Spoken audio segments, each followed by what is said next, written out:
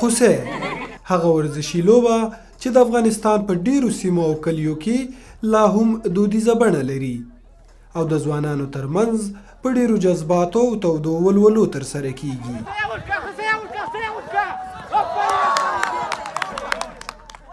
دا لوبه د کمزورو کار نه بلکې د کلي د مټورو او قوي زلمیانو ترمنځ کیږي. کله کله د ځوانانو او کله بیا هم د دوه کلیو ترمنځ د یوې مقابلې په بڼه ترسره کیږي. د والیبال، فوټبال، کرکټ او نورو لوبو د لوبډلو په څیر یې د لوبغاړو ټاکلی شمیر نه وي معلوم، ځکه خو یې د لوبډلې شمیر د لوبغاړو په خوښه ټاکل کیږي او په مساویانه ډول د دواړو سیالۍ کوونکو لوبډلو شمیر یو ډول برابریږي.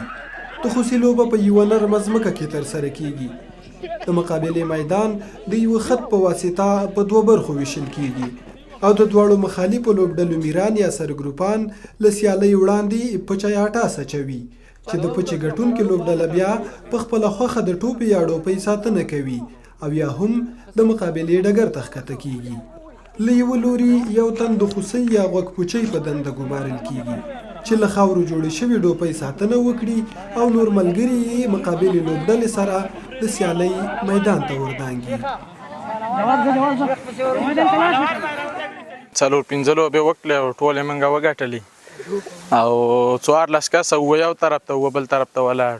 خسي لوبه داسې ده چې یو طرف ته به ګوپی بل طرف ته به خسۍ چې لاړه ګوپ یې وواله نو لوبه وګټل شوه. هو بس مازدیګر کې لوبې کوو، جمعې په ورځ ډېر مینهوالي بس لګې او لوبې کوو. دلته لوبه وکړه او لوبه موږ وبایلله، موږ ونه توانېدو چې لوبه وګټو.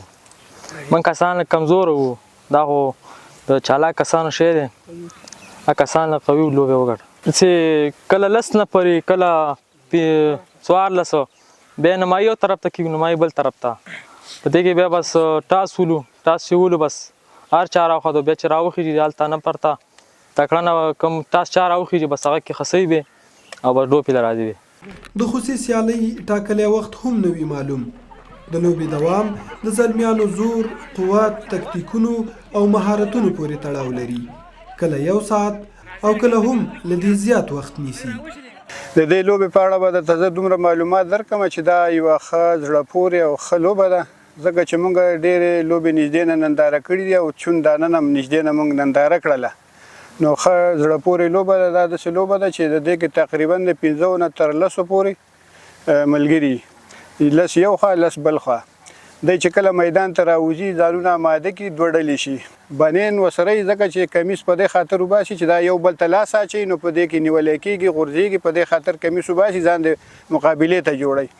او دا د داسې هلکان لوبه ده چې ښه تکړه او ځوانان داسې کمزوری سړی دا کولی هم نشي، ځکه لاس باندې ټیل وهل دي او په سینه وهل دي، نو دا داسې کمزوری خلک کولی هم نشي. او ډېره ښه لوبه ده. د دې دپاره یو میدان یا چمن یا یو داسې شودی راځي چې دې کې غورځېده دي، دغه دي د لاس ماتېدو، د سر د ماتېدو، حتی د پښه ماتېدو کې خطر لري. زما د مخې چې تېر شوي ما لیدلي چې چا لاس مات شوی چا سر مات شوی دی. دې کې دا 2 ډلې چې یوه ډله د خوسۍ یوه د ډوپۍ ساتونکي. خوسۍ ته هم یو دا نور ملګري میدان ته راوځي د خپله مقابله کوي. یو کس د خوسۍ محافظې ته ولاړې محافظ او یو دلته د ډوپۍ دپاره ولاړې محافظ چې خوسۍ رانشي ډوپۍ ونه وهي. چې کله خوسۍ راشي دلته ډوپۍ ووهي دی 1 نمبر اخلي. نو دوی مختلفو نمبرو باندې میدان ګټي، یا 15 نمبر یا په 10 باندې. د هر چا خپله پرېکړه ده چې په څو وکوي.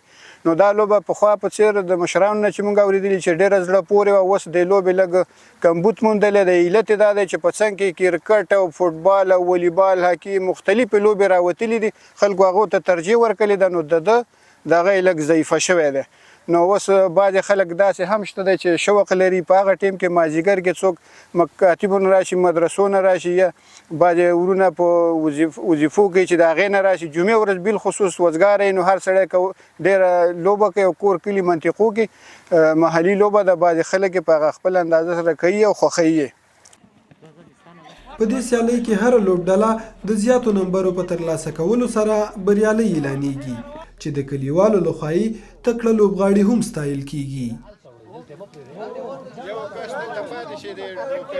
منګه پخوا دا لوبه ډېره وه موږ به پس د ماسپښین یو ځای د ټولې دا لوبه به هم کوله اوس د دې لوبې څوک داسې ډېر دغه نه کوي د رواج یې نشته دی مخکې به دا لوبه ډېره وه اوس کرکټ دی او بس دا کرکټ او ټول دا لوبه ختم کړې ده بس اوس هېڅوک نه کوي دا پخوا داسې هلکان وو چې داسې د ځوانۍ په موسم کې وو او دا لوبه به یې کوله هر ماسپښین او هر روزانه به یې کوله بله موږ هم کړي ده ډېره څه موږ هم کړی دی په وخت دغه کې موږ چې لوبه کوله خو شوب کې نه وي خو راولوېدل به ډېر رام ډېر موږ به ډېر لرې میدان جوړاوو او ډېر زیات لوبه به هم کوله او تکړه تکړه هلکان به